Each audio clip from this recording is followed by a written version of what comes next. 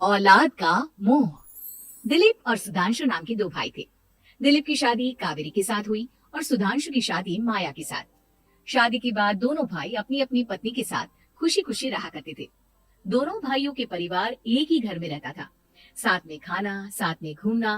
कुल मिलाकर दोनों भाइयों का परिवार खुशहाल परिवार था। कुछ सालों के बाद दिलीप की पत्नी कावेरी को एक बेटा हुआ। भैया, आज मैं बहुत खुश हूँ। चाचा बन गया हूँ मैं। हाँ भाई साहब, इस बच्ची के घर में आने से तो रौनक आ गई है। मैं सबको बताऊंगी कि मैं तो चाची बन गई हूँ, चाची। तुम दोनों कितने अच्छे हो। हमारे बच्चे के आने से ऐसे खुश हो रहे हो जैसे ये बच्चा तुम्हारा ही हो। बस भैया, अब आपका बेटा इस दुनिया में आ गया ना, हम भी कोशिश करेंगे कि हमारा भी बच्चा जल्दी से इस दुनिया में आ जाए। और फिर आपका और हमारा बच्चा दोनों मिलकर दिन भर घर के आंगन में खेला करेंगे। कितना मजा आएगा ना। सच कहती हूँ माया, मैं भी उसी दिन का इंतजार कर रही हूँ जब तुम्हारी भी गोद भर जाएगी और मेरे बेटे को एक छोटा भाई या बहन मिल जाएगी। एक साल बीत जाता है। दिलीप और कावेरी का बेटा अब 1 साल का हो चुका था, लेकिन सुधांशु और माया की कोई औलाद नहीं होती।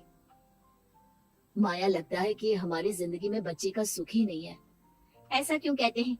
दिलीप भाई साहब का बेटा भी तो हमारा ही बेटा है ना। तुम्हारी बात बिल्कुल ठीक है माया, लेकिन फिर भी हमारा खुद का एक बच्चा होता तो कितना अच्छा होता। हाँ, कावेरी भाभी भी हमेशा कहती है उन्हें अपने बेटे के लिए एक छोटा भाई या बहन चाहिए। लेकिन देखिए ना, हमारी तो किस्मत ही कितनी खराब है। हमारे तो सारे ट्रीटमेंट भी फेल हो चुके हैं। डॉक्टर ने भी साफ साफ कह दिया है कि तुम कभी माँ नहीं बन सकती। वही तो सुधांशु, बहुत बुरी किस्मत है हमारी। लेकिन माया, हम अपनी किस्मत को इतना क्यों कोस रहे हैं? हम दिलीप भाई साहब के बेटे को अपने बेटे की तरह ही प्यार कर सकते हैं ना। हाँ जी, बिल्कुल सच कहा। मैं भी वैसा कर सकती हूँ। चाची हूँ, उसे छोटी माँ का प्यार नहीं दूंगी क्या? कुछ दिनों के बाद दिलीप का एक दोस्त दिलीप से मिलने के लिए आता है। अरे क्या बात है दिलीप, बधाई हो बधाई। और घर तो काफी बड़ा है तुम्हारा। वैसे तुमने अपने बेटे के बारे में क्या सोचा है? भैया, और क्या सोचेंगे, बस उसे पढ़ा लिखा कर अफसर बनाएंगे, उसकी पढ़ाई पर खर्च करेंगे। अरे भाभी, आपकी तो इतनी सारी प्रॉपर्टी है, आपको किस बात की चिंता? ले देकर एक बेटा ही तो है। अरे नहीं दोस्त, तुम गलत समझ रहे हो। इस घर में मैं और मेरा छोटा भाई दोनों रहते हैं। इस घर का आधा हिस्सा मेरे छोटे भाई का है। अच्छा, कितने बच्चे हैं तुम्हारे छोटे भाई के? भैया, उनके साथ ना कुछ प्रॉब्लम है। मेरी देवरानी कभी माँ नहीं बन सकती। अरे फिर किस बात की चिंता? अरे मैं तो कहता हूँ अपने बेटे के भविष्य के बारे में सोचिए ही मत। बस ये घर उसके नाम करवा दीजिए। देखिए, आपके भाई का भी कोई बच्चा नहीं है तो सब कुछ आपके बेटे को ही मिलना चाहिए। लेकिन ऐसा करना क्या सही होगा? अगर उनका बच्चा नहीं है तो क्या हुआ? ये घर आधा उनका है, उनकी जो मर्जी है वो करें। अरे कैसे बात करते हो? उनकी कोई औलाद नहीं है, वो क्या करेंगे प्रॉपर्टी अपने नाम रखकर? हाँ, वैसे भाई साहब आपकी बात तो बिल्कुल सही है। अब जो कुछ भी है वो हमारे बेटे का ही तो है। आखिर वही तो इस घर के वंश को आगे बढ़ाएगा।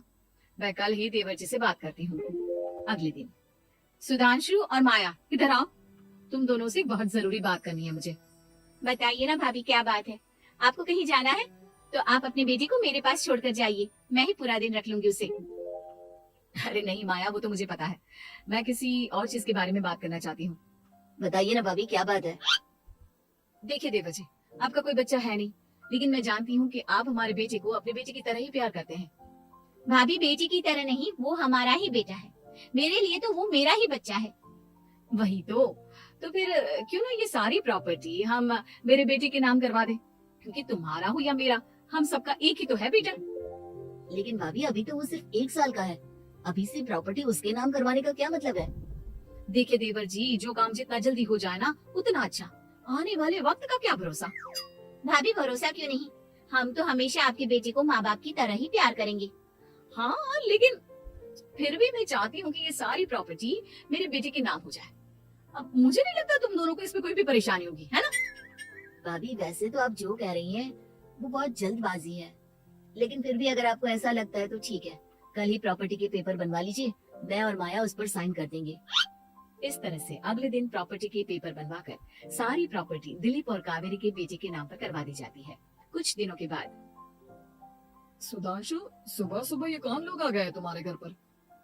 भैया, वो ऊपर वाला कमरा खाली पड़ा था ना, सोच रहा था किराएदार रख देता हूँ। लेकिन किराएदार रखने से पहले आपने हमसे पूछा भी नहीं। भाभी, इसमें आपसे पूछने वाली क्या बात थी? हमें एक ही कमरे की जरूरत थी, इसलिए सोचा दूसरा कमरा किराए पर दे देते हैं, कुछ इनकम हो जाएगी।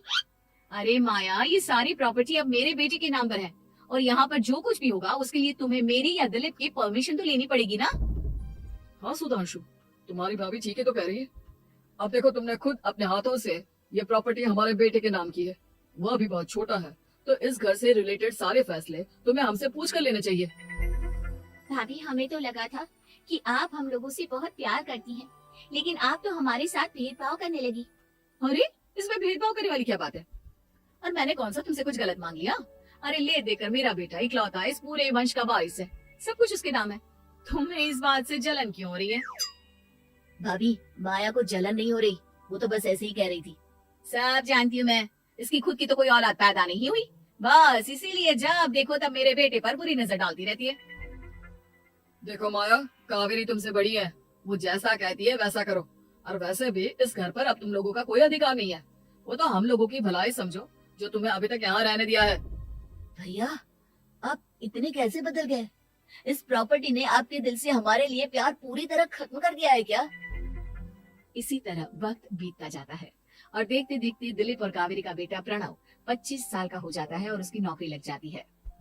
पापा, आज मेरा अपॉइंटमेंट लेटर आ गया है, मैंने सिंगापुर में जॉब ज्वाइन कर ली है।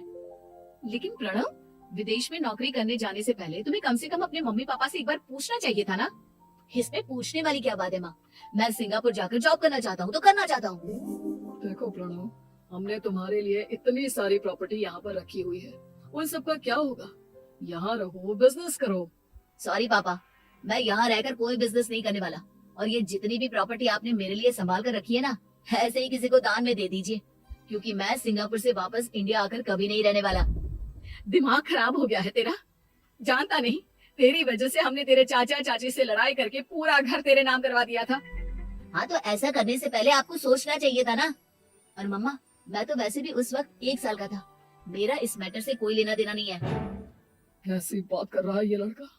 अरे तेरी वजह से अपने छोटे भाई से दुश्मनी लेकर बैठा हूँ मैंने तुझे घर से भी निकाल दिया। जानता नहीं तू, बाजू वाले घर में एक छोटा सा कमरा किराए पर लेकर रहते हैं तेरे चाचा चाची, और ये सब मैंने तेरे लिए किया। देखिए पापा, आपने जो कुछ भी किया अपने लिए किया। मैंने आपसे कब कहा था कि मुझे ये प्रॉपर्टी और घर चाहिए? और वैसे भी अपने भाई के साथ इस तरह का बिहेव करके आपने कोई अच्छा काम तो किया नहीं।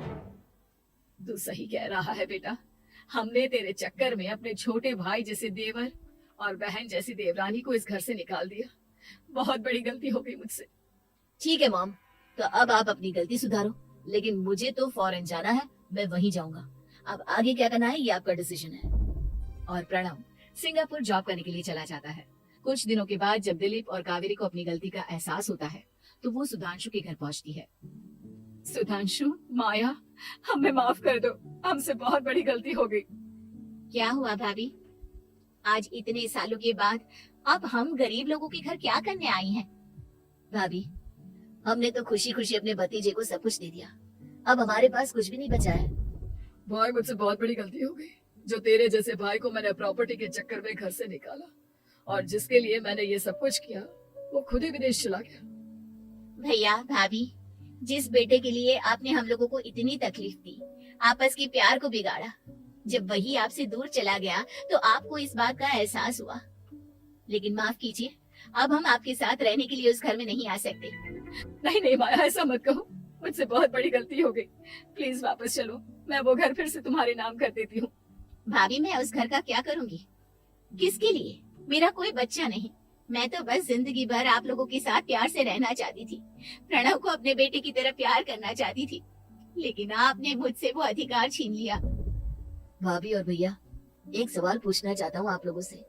जो बच्चा कुछ ही दिन पहले दुनिया में आया हो, जिस बच्चे के भविष्य का आपको पता ही ना हो, उसके लिए अपने पुराने रिश्तों को तोड़ देना, अपने सगे रिश्तेदारों से दुश्मनी मोल लेना, उनके साथ झगड़ा करना, उनकी बेइज्जती करना, क्या ये सही है? कम से कम हमें सही वक्त का इंतजार तो करना चाहिए ना। सिर्फ प्रॉपर्टी के लिए अपने सगे भाई को घर से निकाल दिया, वो भी अपने 1 साल के बेटे के लिए।